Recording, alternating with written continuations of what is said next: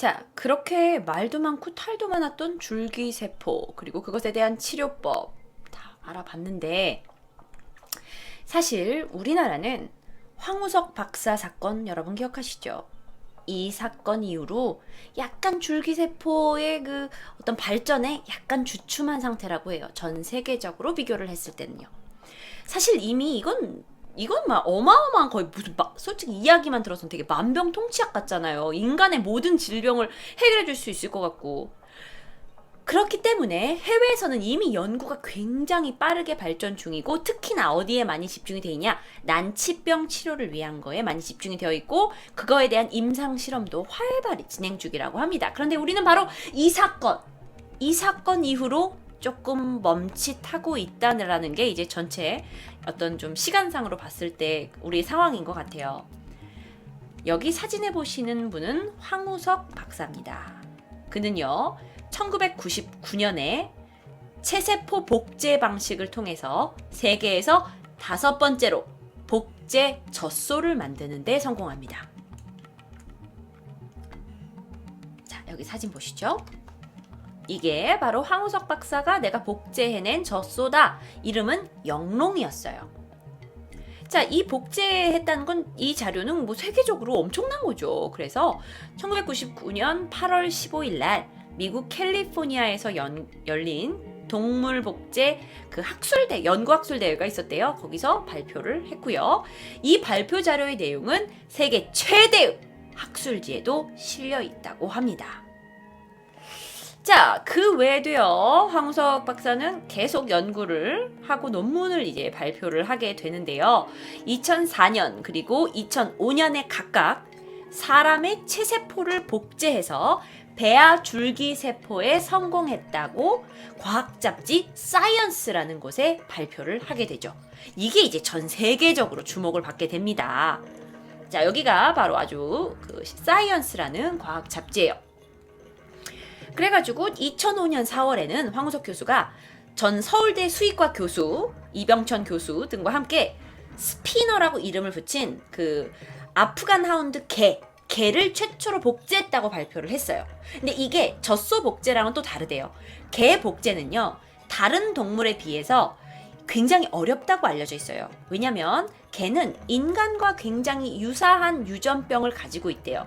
그래서 개 복제가 가능해졌다는 건, 이건 우리가 많은 난치병 연구에다가 이걸 사용할 수 있는 거예요. 그러니까 세계 전 의학계가 다 주목을 했죠. 실제로 황우석 교수도 뭐 난치병이나 불치병에 걸린 환자들, 가족들을 만나면서, 아, 내가 이 줄기세포 연구가 지금 굉장히 빛을 보고 있다. 내가 당신들을 치료할 수 있다. 우리 조금만 더 버티자, 이러면서 많은 희망적인 메시지를 주기도 했고요.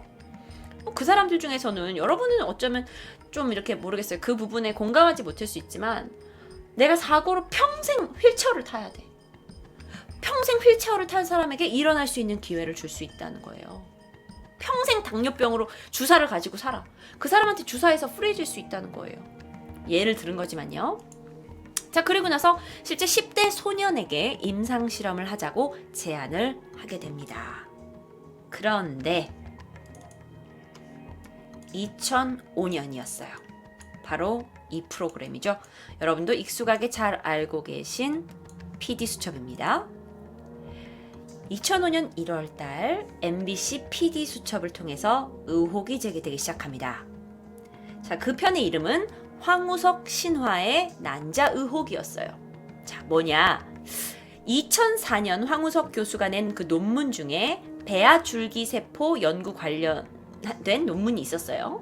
그런데 그 그러니까 배아 줄기세포는 제가 이 전편에서 설명을 드렸지만 수정란을 통해서 하기 때문에 윤리적 문제가 있을 수 있다 그랬잖아요. 그런데 너 그때 그 배아줄기세포 할 때 그거 난자 어디서 난 거야? 그 난자 출처가 어디에 있는 거야? 하고 의문을 제기하는 방송을 시작했어요. 그래서 이제 그때 당시에는 이제 아직은 황우석 교수는 그때도 약간 영웅 취급을 좀 받았기 때문에 사람들도 야, 너 왜 이런 걸 파내 했지만, 황우석 교수가 빠르게 내가 사실은 우리 연구원들 2명, 여자 2명의 난자를 사용했고, 그 난자 제공자에게 내가 금품도 전달을 했다. 제공받는 것에 대해서. 그래서 시인을 했어요. 그래서 이 사실이 알려지면서 약간 그 윤리의 문제, 그러니까 난자를 사용했다는 거. 왜냐하면 난자라는 건 어쨌든 생명의 근원이 되는 부분이잖아요. 그러니까 윤리적인 부분이 조금 불거지기 시작했죠.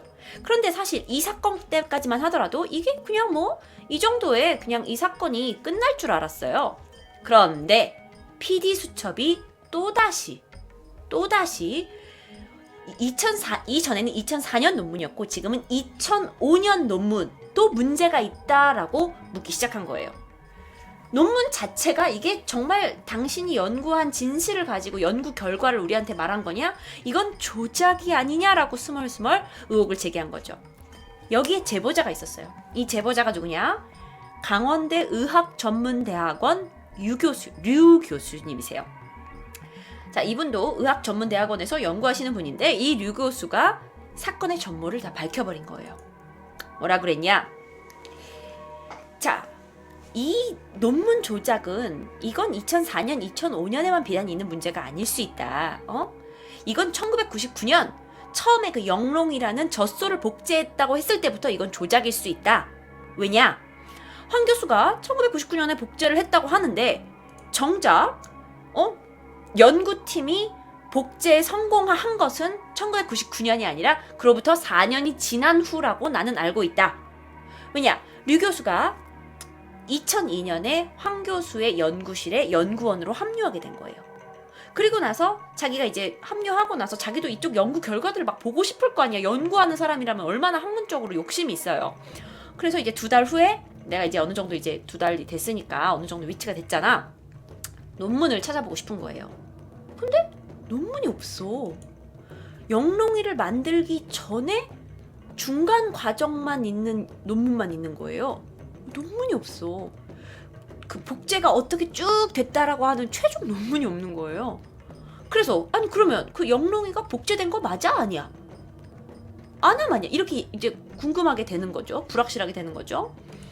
자, 2005년 황 교수가 사이언스지에다가 인간 배아 복제 줄기세포 11개를 수립했다는 논문을 발표했어요. 이러면서 진짜 막 황 교수가 와 진짜 전 세계적으로 막 뭐 과학의 뭐 아버지 뭐 이제 줄기세포 배양의 아버지 막 이 정도로 완전 영웅으로 떠올랐죠.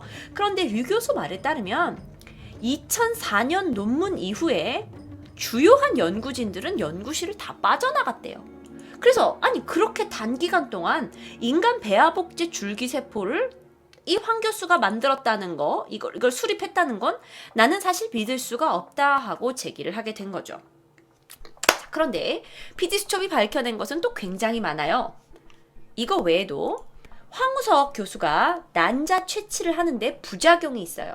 근데 이 부작용을 채취를 당한 사람한테 알리지 않고 했다는 의혹이 또 제기되기 시작해요. 자, 이게 왜 문제가 되냐면 인공 수정을 해야 돼요. 그래서 난자를 채취를 해야지. 내 몸에서 난자를 가져가야 되잖아. 그러면 이 여성은 내 몸 안에서 난자를 성숙시키고 배란을 시키기 위해서 호르몬을 투여받아야 돼요. 일반 여자의 몸에 호르몬이 투여돼요. 그 난자를 키워내기 위해서.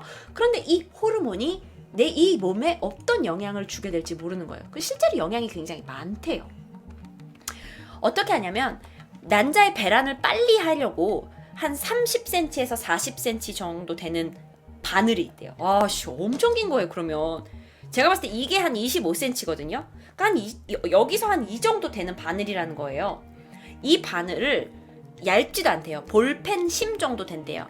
이거를 여자의 질 안에다가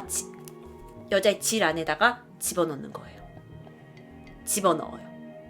그런데 이거 집어넣을 때 이 난소 주변에 직장이라든지 소장이라는 게 있잖아요. 다 다른 몸의 기관이 있잖아. 그걸 건드리게 될 수도 있어요. 그러면 건드리게 돼서 여기에 세균 건드릴 수도 있고 또 그것으로 인해서 세균이 감염될 수 있는 위험성도 있고요. 그러니까 쉽게 그냥 야, 너 이거 난자 이렇게 하면 우리가 이런 좋은 결과 낼 수 있어. 말은 좋지만 난자 채취를 당한 사람이 나중에 어떤 몸에 부작용이 있을 수도 있다는 거예요. 여자 몸에 그 질과 자궁과 이 난소가 얼마나 소중한 건데. 게다가 이 난자를 채취할 때 양쪽 난소를 여자한테는 이렇게 난소가 2개가 있는데 10번 이상 찔러가지고 이 난자를 흡입해내는 거예요. 무슨 말인지 아시겠어요? 요런 사진 좀 보여드릴게요. 이걸 10번 이상 찔러가지고 이걸 쭉 꺼내야 되는 거지. 으악, 무서워. 자, 그래서 이걸로 인해서 여자는 굉장히 이제 이 자궁이 민감한 기관이니까 손상이 있어서 출혈이 있을 수 있어요. 그리고 이 출혈이 밖으로는 티가 안 나니까 안에서 굳어버릴 수도 있고요. 그러다 보면 여자는 허리 통증, 호흡 곤란, 난소암, 굳은 피로 인해서 동맥에 문제가 생길 수가 있고, 그러면 사망에까지 이를 수 있고, 물론 이건 최악의 시나리오긴 하지만 그만큼 이게 위험한 거란 거죠. 근데 문제는 이걸 알리지 않았다는 거예요. 자, 뿐만 아닙니다. 자, 이것뿐만이 아니에요. 자, 이게 일이 점점점 불거지다가 12월 5일 날 그 포항공대 생물학정보센터 게시판에 한 글이 올라와요. 그 글이 뭐냐면 The Show Must Go On 이라는 제목이었어요. 그러면서 여기에다가 2005년 논문의 사진 또한 다 조작됐다라는 글이 막 올라와요. 그거 제가 좀 어렵지만 좀 설명을 드리면 이런 내용이었어요. 제가 이거는 어떤 분의 블로그에서 가지고 왔어요. 자, 사진에서는 굉장히 다르게 보이는 두 개의 세포인데 논문에 실린 이미지 그대로야. 그런데 포토샵으로 세로 비율을 좀 조절을 해. 어라, 이게 언뜻 비슷해 보이네. 두 이미지를 반투명하게 조절해서 겹쳐봐. 어라, 유일하게 겹치지 않는 부분인데 그건 밑에 있는 글자뿐이네. 원래 하나였던 게 분명하네. 그러면 세포 줄기세포를 배양해서 뭘 어쩌고저쩌고 했다고 하는데 실제로 이거는 사진 다 같은 사진 아니야? 이렇게 이제 논란이 막 제기되기 시작했는데, 또 황 교수 측에서 우리가 그 사진에 게재하는데 실수가 있었다. 우리가 같은 사진을 게재하는 거 실수 있었고, 우리도 잘못된 거 알고 있었고, 그걸 우리가 사이언스 과학지에다 이미 통보했다. 그러니까 인정은 하지만 내가 그래서 조치를 취했다라는 걸로 일축하게 된 거죠. 그런데 2004년 황우석 박사의 또 다른 논문 사진도 이제 조작이 됐다는 게 밝혀지면서 비난을 받게 됩니다. 이 사진은 제가 봤을 때 2004년 논문 사진인지 5년 논문 사진인지 잘 모르겠어요. 제가 사실 이 사진을 다 분석하고 하기에는 저의 과학적인 지식이 그렇게까지 가지는 않았거든요. 어쨌든 그가 받은 비난들이 뭐였는지만 제가 이제 말씀드리는데, 하여튼 이런 부분이 있어요. 이게 한두 개가 아니었어요. 총 얘기를 하면은 그 사진들이 이렇게 쭉 있는데, 줄기세포 2개의 사진으로 11개를 만들어가지고 이렇게 했다라는 주장이 있어요. 과학자인데, 과학자가, 사진 2개 같은 걸로, 11개 자기가 줄기세포 만들어냈다고 전 세계 과학 잡지에다가 내면 이거 뭐야? 진짜. 제가 이거를 좀 조사하면서 진짜, 아니, 이건 진짜 너무 이상하다. 이게, 전 세계 진짜 저명한 의학자인 줄 알았는데, 정말 이게 뭔가. 자, 결국에, 이 안에서 복제 배아 줄기세포가 단 하나도 없고, 황우석 팀의 연구는 논문을 조작한 것으로 드러나게 돼요. 그러면서 또 다른 논문들까지도, 영롱이의 스니퍼의 그 복제해서 만들었다는 그 모든 것들에 다 문제점이 제기되기 시작하죠.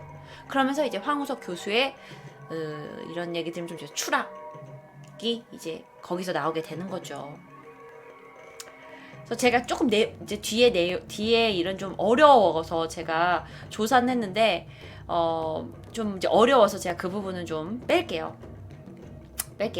결국에 2004년, 2005년 사이언스지 논문, 사진, DNA, 지문 다 조작이다. 이렇게 해가지고 다 그 사태가 막 일파만파 커지면서 막 자기가 있던 자리에서 다 이제 물러나겠다 하고, 지금의 우리가 겪고 있는 최순실, 박근혜 스캔들만큼까지는 아니었지만 당시만 해도 굉장히 큰 스캔들이었죠. 결국 2005년 12월 29일 서울대가 잠정 결론을 내립니다. 줄기세포는 없었다고요. 그 외에 황우석 교수의 논문도 취소가 되죠. 진짜 어이상실이네요. 네. 자, 그런데 저는 여기서 황우석 교수가 얼마나 무능한지만을 얘기하려고 온 것은 아니었어요. 사실 줄기세포에 대해서 여러분께 설명을 하다 보니까 우리나라 사람들이 줄기세포 하면 떠오르는 게 누구예요? 바로 이분이거든. 그래서 제가 이분에 대해서 가져오면서 이 이야기를 하게 됐는데 근황까지도 말씀드리려고 합니다. 자, 2014년 2월달 미국 특허청이 홈페이지에다가 인간 체세포 핵치환으로 만든 배아줄기 세포주가 특허 등록이 됐다고 공개를 해요.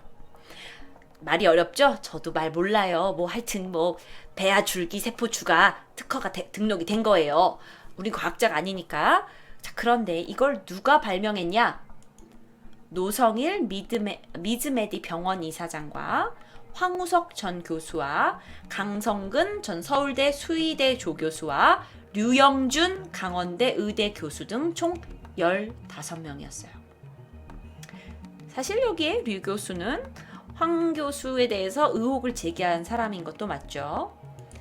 애초에 원래 이 특허는요, 2006년에 서울대에서 1억 5천만 원 정도의 돈을 들여가지고 미국하고 캐나다 전 세계 200여 국가에 처음 신청을 했어요. 특허 신청을요. 그런데 이 논문 조작이 막 여파동이 계속 일게 되면서 이게 이제 서울대가 자기네가 책임지고 싶지 않은 거예요.